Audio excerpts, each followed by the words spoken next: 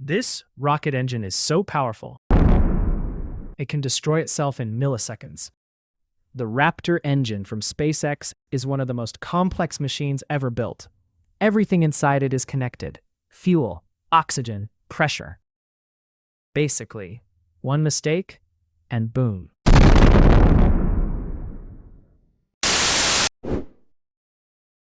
It uses something called a full-flow staged combustion cycle. Both fuel and oxygen are partially burned before entering the main chamber. Two turbines spin independently, and everything runs at extreme pressure.